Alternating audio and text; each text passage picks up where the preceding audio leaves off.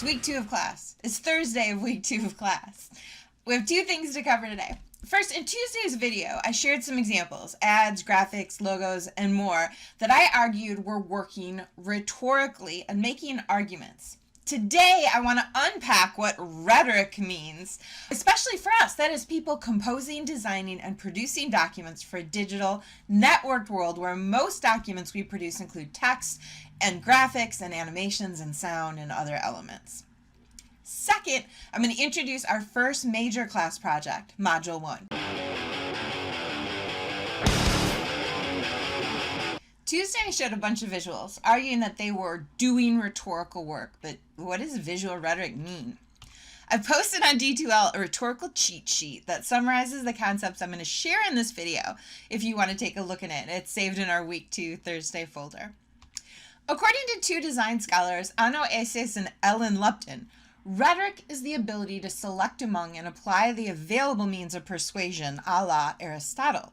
When Aristotle was describing rhetoric, it was primarily engaged orally in speech by Greek dudes in public squares or small groups of scholars. We can still think about rhetoric as a holistic approach to communication, but we can think beyond just oral speech. Rhetoric provides a set of tools to aid people in successful communication. Our primary rhetorical considerations are audience. Who is this meant for? Who is it designed and written for? Second is purpose. What is this meant to do, achieve, or accomplish? Is it meant to inform, argue, define, explain, propose, convince? And finally, context. Where will this be read, seen, observed, absorbed, used, referred to, etc.? And a concept that supersedes these 3 specific things is what we call exigence or exigency. That is the reason for communicating in the first place. So those are our primary rhetorical considerations: audience, purpose, and context. Next are our means of persuasion, the tools we have to engage readers. Ethos refers to ethical appeal based on the character or credibility of the author, designer, or company represented. Logos refers to appeals to logic or reason, essentially appeals that suggest it just makes sense. Pathos refers to emotional appeals, appeals that call to or play on the audience's emotions.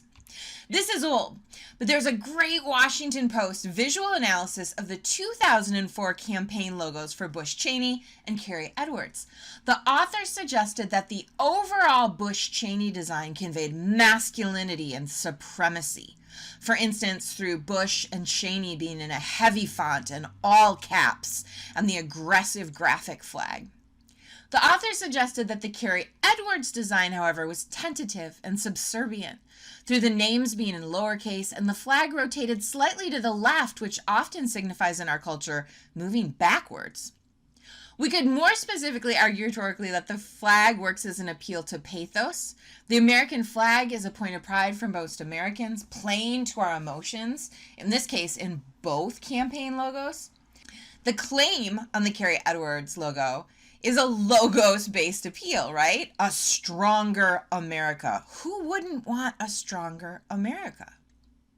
So those are the rhetorical considerations: audience, purpose, and context, and the rhetorical means of persuasion: ethos, logos, and pathos. Our next concept set are the rhetorical canons, which I'm going to illustrate in just a minute. First, we have invention. Traditionally, this meant finding plausible arguments and supporting material. Today, I'd anchor invention in research and developing a concept. Next, we have arrangement, which is essentially the sequencing of arguments. In traditional oration, this might mean starting with your strongest point first, or maybe building to your strongest point. Today, we can think of arrangement as the act of organizing, laying out, and planning. Style used to primarily refer to proper language for a speech. Today we can think of style as stylistic choices meant to convey a concept or theme. Memory used to mean how well the speaker actually remembered what they were going to say when delivering a speech. Today I like to think of memory as skill and decisiveness in presentation, how memorable a document is for its audience. And finally, delivery used to be the speaker's control over the presentation of the argument, often included the use of body language. Today, though, we can think of delivery as related to how a document is delivered, what sort of media shared through what spaces or places, for instance, a tweet or a flyer, a booklet, or a video. Now that I've told you about these concepts, I want to show you them using examples created by students in WRA 360 in the past. And we'll start with invention, researching and developing a concept. This first example is from a student who ran role-playing games with his friends. The games were set in the 1940s, and he wanted to create realistic-looking materials for the games. The game he was creating started with a death, and he wanted to create a death certificate. So he gathered 1940s era death certificates and case files as part of his research, his invention, to see how they were written and designed. Another example of invention or researching to develop a concept is from a student who was working on an identity marker or personal logo for his professional portfolio. He wanted to visually play with the idea of logic, so he did a Google image search for logos that used the word logic to research how different designers visually conveyed the concept logic or logical. One more invention example is from a student who, in 360, designed the cover for her senior honors thesis, which was a collection of nonfiction stories. She searched on Amazon for covers of nonfiction story collections to see what cover design moves were made and which appealed to her. The next rhetorical canon is arrangement, organizing, laying out, and planning your document. Here's a really low fidelity mock-up of a website's arrangement, and a higher fidelity mock-up showing how the content of the web page would be arranged. This is an early draft of a poster presentation a student created for a conference. And this is a further along draft. You can see some of the arrangement decisions she made. For instance, creating bulleted lists to organize content and colorizing and including the sun graphic as a central focus point on the poster. Style has to do with design and visual elements. And you can start to see where these canons start to overlap and layer upon one another. So from arrangement to style. This is another student who was working on an identity marker or personal logo for her professional portfolio. She's experimenting with style here with different colors and fonts. Another example, the student was choosing among fonts for her portfolio title, trying to decide which alphabetic style most reflected her personality and the feel she wanted her portfolio to have. Here are two design examples by the student who earlier was inventing and researching around the concept of logos or logic. This was one student's stylistic philosophy, which she called the Mullet Approach, or business in the front, party in the back. I want employers to know I'm serious and a hard worker, but still have a sense of humor and personality. And this is how she translated that stylistic philosophy to her actual portfolio design. Memory. That is techniques for creating memorable documents or helping your audience remember key points in a document. This capture might seem like a pretty boring example, but there's overall memory work going on here. This is a recommendation report I created. I made 6 overall recommendations, and for each, I included a text box with key action items. I hope that the text boxes would set that information apart as most important and help readers remember the bulleted lists as the most important content in the document. Another example, this is of the main page of a student's portfolio site.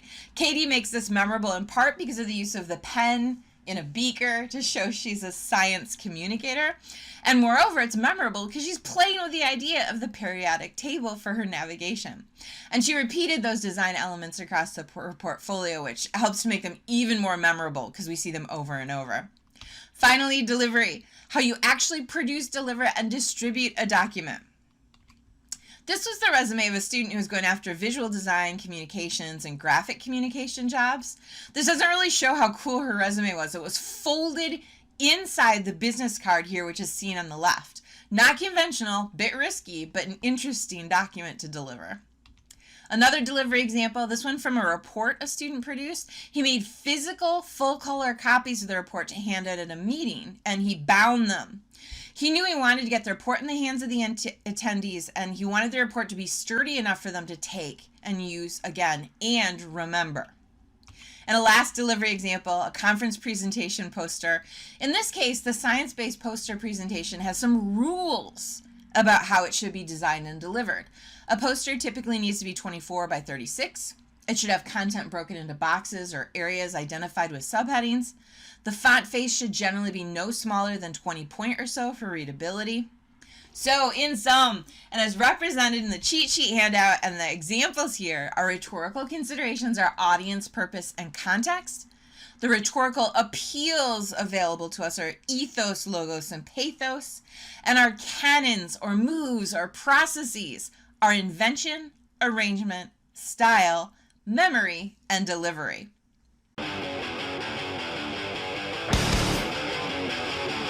We're going to work with these concepts all semester long. First, by using them as tools to look, to critique, and to analyze, and then by using them as tools to create, compose, and design. And Module 1 is our first step in putting these tools to use. You should have already found and read through the Module 1 assignment on D2L, and there's a template doc I would like you to use for producing Module 1. That is, the style and delivery of Module 1 are fairly set in the template. To get started, you're going to want to choose an organization or company you want to do a visual audit for. This could be an organization you had an internship or part-time job with, or a company you want to work for down the road. Once you've decided on your organization or company, gather external communications documents that include visuals. After you've gathered the different documents, you're going to focus in on and analyze a couple of specific visuals from the documents. Module 1 is essentially asking you to do a communications audit. This is usually not a tool for analyzing one document, but rather analyzing a range of documents produced by one organization. A communications audit can help an organization identify communication strengths and weaknesses, whether the communications and media efforts are successful, and thinking visually, whether an organization or company is creating documents that resonate with one another, sending a clear message, telling a clear story. A specific process for doing an audit from inside a company or organization, of course ours is going to be external for Module 1, but if you're inside an organization, might be to gather, say, a year's worth of external communications. Throw it on a table and ask questions like, what worked? What didn't?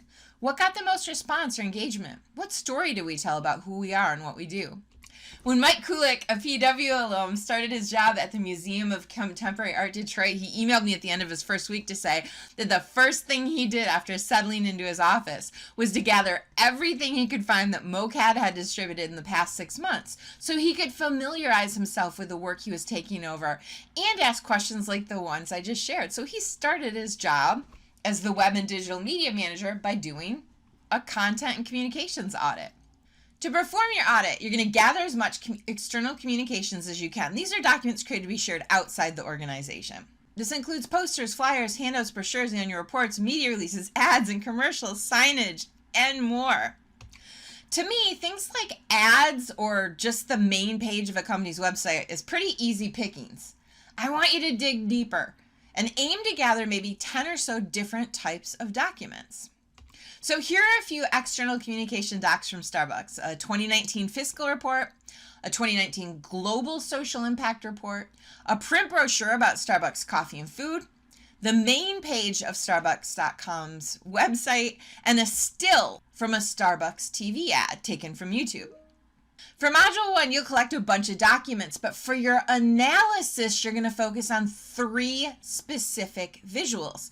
This is an old capture of the Starbucks homepage. There are 10 visuals just in this one document alone. So for Module 1, I wouldn't be analyzing everything here. I'd focus in on just one visual example. For instance, the photograph in the bottom right of the mug with the hearts, or the still from the video of the girl standing in front of the house. So start by gathering documents, then focus in on 3 visuals. You're going to conduct a rhetorical analysis of those visuals using the Module 1 template posted on D2L. Over the next few days, I'd suggest you choose your organization or company. Start gathering documents. Take a look at the Module 1 template. See if you can choose the 3 visuals you want to focus your rhetorical analysis on. And you can choose 3 visuals from 3 different documents or 3 visuals from just one document. That's absolutely fine. Then start drafting. As for a few milestones for Module 1 next Thursday, I'll share with you some past student work, some examples, so you can get a sense of the moves you might make in your rhetorical analysis and have a better sense of what I'm looking for in this assignment. On Thursday, September 24th, a draft of your Module 1 work will be due, and we'll do some online workshopping before you turn in your final draft on Sunday, September 27th.